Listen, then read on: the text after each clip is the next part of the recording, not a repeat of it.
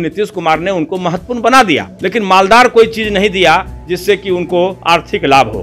तो ये तो बच्चे के तरह खेल करते रहते हैं। पार्लियामेंट्री बोर्ड का चेयरमैन का यही काम है कि उनको मंत्रिमंडल नहीं मिला तो नाराज हो जाए। कहां से ऐसे अवसरवादी लोगों को माननीय मुख्यमंत्री जुटा लिए थे। तो आप ऐसे लोगों से बचिए, क्योंकि हम तो यही देख रहे हैं कि आरसीपी का धोखा देना, उपेंद्र कुशवाहा का बार बार धोखा देना। नमस्कार, आप देख रहे हैं लाइव स्टेज में आपके साथ प्रेमराज। बिहार के मुख्यमंत्री नीतीश कुमार का साफ कहना है कि जिसको हम आगे बढ़ाए हैं वो चले गए हैं और कुछ लोग जाने के फिराक में लगे हुए हैं। आपको बता दें, इसके पहले आरसीपी सिंह मुख्यमंत्री नीतीश कुमार पे कई गंभीर आरोप लगाए थे और वो नीतीश कुमार से अलग हो गए थे। अब उपेंद्र कुशवाहा है जो मुख्यमंत्री नीतीश कुमार पे आरोप लगा रहे। आरसीपी सिंह का कहना था कि मुख्यमंत्री नीतीश कुमार के 2-4 लोग हैं, उन्हीं का बात सुनते हैं और भुंजा खाते हैं। आरसीपी सिंह भी आरोप लगाए थे और अब उपेंद्र कुशवाहा भी कह रहे हैं कि कुछ लोग ही का मुख्यमंत्री सुनते हैं, हम लोगों का तो पार्टी में सुना भी नहीं जाता है। इसी पे बात करने के लिए हमारे साथ कांग्रेस के एमएलसी हैं शमीर सिंह। क्या मुख्यमंत्री नीतीश कुमार के साथ आप भी काम करते हैं? क्या मुख्यमंत्री नीतीश कुमार अपने ही लोगों का सुनते हैं, सबका नहीं सुनते हैं? नहीं, ऐसी कोई बात नहीं है। अभी तो पिछले सत्र में मुख्यमंत्री जी ने सदन में भाषण में कहा कि जो भी समस्या है, किसी का निजी समस्या हो या सार्वजनिक समस्या हो, हम हर रोज मुख्यमंत्री कक्ष में यहाँ हाउस में बैठेंगे, आप लोग लिखित हमको दीजिए, सब पर कार्रवाई होगी। तो ये कैसे बात उठ रही है जब मुख्यमंत्री खुलेआम बोलते हैं, आमंत्रित करते हैं कि समस्या लाइए मेरे पास, हम उसका समाधान करेंगे, उसके लिए विशेष अवसर उन्होंने रखा हुआ है। तो हमको तो ऐसा नज़र नहीं आता है। हम विपक्ष में थे तो भी वो कहते थे कि लिख के दे दीजिए, और लिख के दिया कई बार, तो बहुत महत्वपूर्ण सब बात थी, एक्शन हुआ, तुरंत एक्शन हुआ। पर उपेंद्र कुशवाहा हैं जो इन दिनों मुख्यमंत्री नीतीश कुमार पे हमलावर दिख रहे हैं। अब इतना तक उन्होंने कह दिया कि एक संतान आपका भी है, एक संतान मेरा भी है, कसम खाते हैं हम लोग। देखिए, वो अंदर में जिस स्वार्थ को पाले हुए थे वो स्वार्थ नहीं पूरा हुआ। वो चाहते थे कि हमको एमएलसी बना दिया गया, अब मंत्री बनाने में देरी क्यों हो रही है। मंत्री नहीं बनाया गया तो फिर जो है सो मीडिया के माध्यम से न्यूज़ चलवाया कि वो डिप्टी चीफ मिनिस्टर हो रहे हैं। तो उनके न्यूज़ चलवाने से वो डिप्टी चीफ मिनिस्टर कैसे हो सकते हैं। माननीय मुख्यमंत्री जी ने उस समय में उनको विधान परिषद में ले आया जबकि राजनीतिक अस्तित्व उनका पूरी तरह खत्म हो गया था। तो ऐसे व्यक्ति को एहसान मानने के बजाय, मुख्यमंत्री के प्रति धन्यवाद ज्ञापित करने के बजाय कोई आरोप लगाते हैं, और वो भी ओछी राजनीति की। बेटा का राजनीति में कहाँ है भाई? वैसे मुख्यमंत्री जो बेटा को राजनीति में कोई स्थान ही नहीं दे रहे हैं, कोई चर्चा भी नहीं है। सिर्फ बेटा का यही रोल है कि वो बेटा है इसलिए मुख्यमंत्री आवास में आते जाते हैं। अदरवाइज तो हमने कभी नहीं सुना कि मुख्यमंत्री जी ने के पुत्र ने किसी चपरासी को भी कोई एक आदेश दिया हो। तो वैसे बेटा के बारे में कोई चर्चा करना, हम समझते हैं कि ये गंभीर राजनेता का काम नहीं है। वो हल्की राजनीति कर रहे हैं। वो अति महत्वाकांक्षी व्यक्ति हैं, इसलिए उनका महत्वाकांक्षा अभी पूरा नहीं हो रहा है। तो उनको लगा कि अब तो लगता है कि हमको कुछ बड़ा पद नहीं मिलने वाला है, जबकि अगर महत्वपूर्ण बनना चाहते थे तो नीतीश कुमार ने उनको महत्वपूर्ण बना दिया, लेकिन मालदार कोई चीज़ नहीं दिया जिससे कि उनको आर्थिक लाभ हो। संसदीय बोर्ड का चेयरमैन हर आदमी जानता है, हर राजनेता जानता है कि किसी भी राजनीतिक दल का संसदीय बोर्ड का चेयरमैन सबसे बड़ा पद होता है अध्यक्ष के बाद। वो नीतीश कुमार जी ने उनको दे दिया। उसके बाद भी वो संतुष्ट इसलिए उस एमएलसी बना दिया, इसलिए संतुष्ट नहीं हुए कि वो जो है सो इससे संतुष्ट नहीं थे, बड़े पद से संतुष्ट नहीं थे, सम्मानित पद से संतुष्ट नहीं थे। वो ऐसा पद चाहते थे जिससे उनको कोई आर्थिक लाभ हो।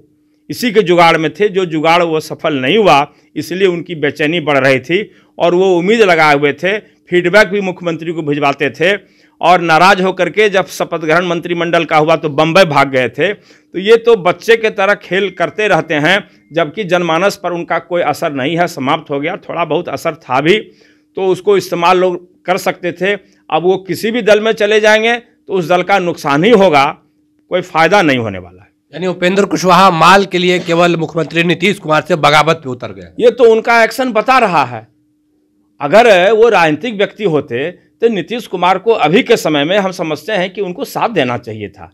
पार्लियामेंट्री बोर्ड का चेयरमैन का यही काम है कि उनको मंत्रिमंडल नहीं मिला तो नाराज हो जाए? अरे एक मंत्री से बड़ा हैसियत होता है पार्लियामेंट्री बोर्ड के चेयरमैन का, वो हैसियत माननीय मुख्यमंत्री जी ने दिया।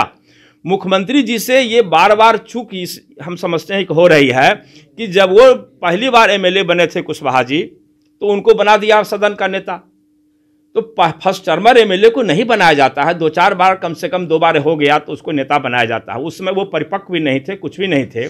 तो उसी कारण से अति महत्वाकांक्षी बनाने का काम किसने किया? माननीय मुख्यमंत्री जी ने किया।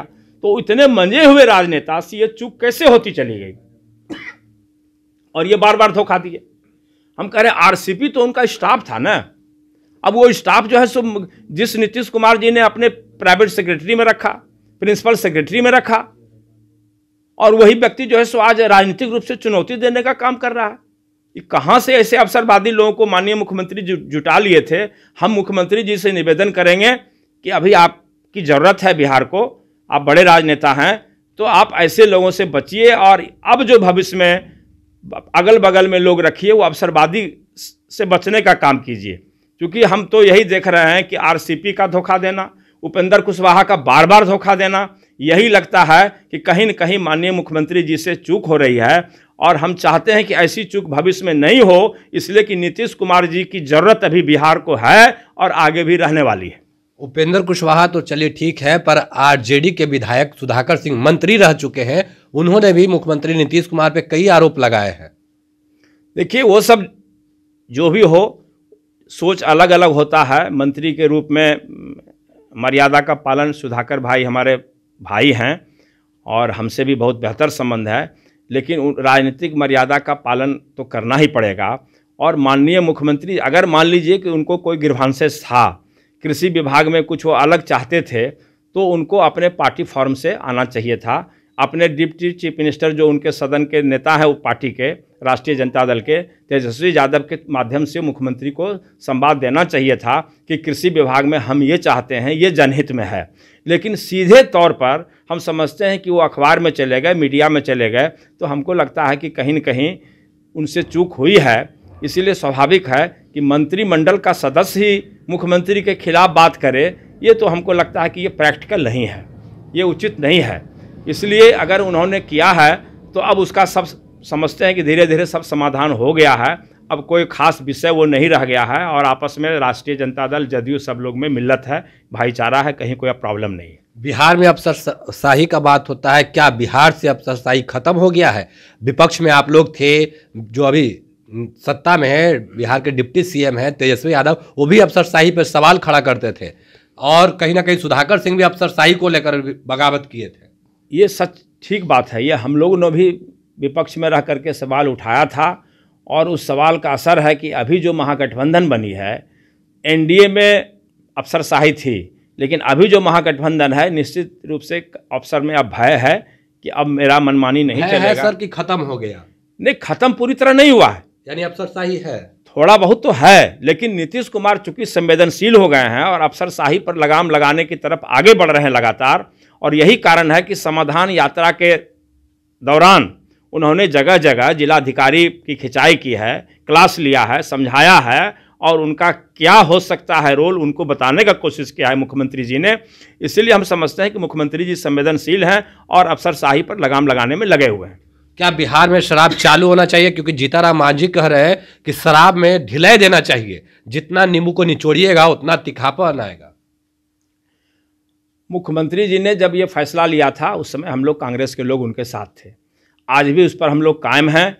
नीतीश ये मांझी जी क्या बोलते हैं उससे हमको कोई लेना देना नहीं है, उनका निजी विचार है। इस मामले में नीतीश कुमार जी का फैसला जो है उसको हम लोगों ने स्वागत किया है, समर्थन किया है और आज भी उसके समर्थन में हम लोग खड़े हैं। यानी शराबबंदी रहना चाहिए? बिल्कुल बिल्कुल रहना चाहिए।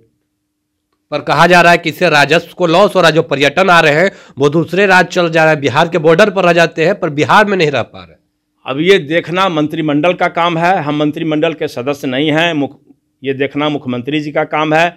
अगर मान लीजिए कि एक तरफ तो कुछ शांति हुई, महिलाओं पर अत्याचार कमा, लेकिन अगर आर्थिक नुकसान बहुत ज़्यादा हो रहा है तो ये देखना पड़ेगा सरकार को कि महिलाओं पर अत्याचार रोकना जरूरी है कि आर्थिक नुकसान की भरपाई करना जरूरी है। आप रहते मंत्रिमंडल में तो क्या डिसीजन देते? नहीं, हम उस समय परिस्थिति देख करके विचार करते, लेकिन महिलाओं को सुरक्षा देना तो सरकार का ड्यूटी है और आर्थिक कंगाली को भी रोकना सरकार की ड्यूटी है।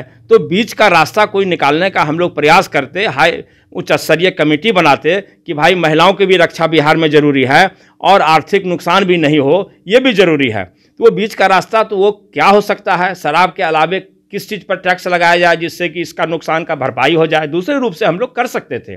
और वो मुख्यमंत्री जी हमको लग रहा है कि कर रहे हैं, विचार भी कर रहे हैं और उस पर एक्शन ले रहे हैं, दूसरे टैक्स के रूप में अपना वो भरपाई कर रहे हैं। तो देखिए, ये कांग्रेस के एमएलसी समीर सिंह थे, इनका साफ तौर पे कहना है कि अगर बिहार को राजस्व का लॉस हो रहा है तो ये मंत्रिमंडल फैसला ले कि इसको किस तरीके से भरपाई किया जाए, पर बिहार में जिस तरीके से महिलाओं पे अत्याचार होता था वो तो कम हुआ। बाकी की तमाम खबरों के लिए बने रहे लाइव सिटी के साथ। लाइव सिटी को सब्सक्राइब नहीं किया, सब्सक्राइब कीजिए। हमारे फेसबुक पेज को लाइक करना बिल्कुल न भूलें। धन्यवाद।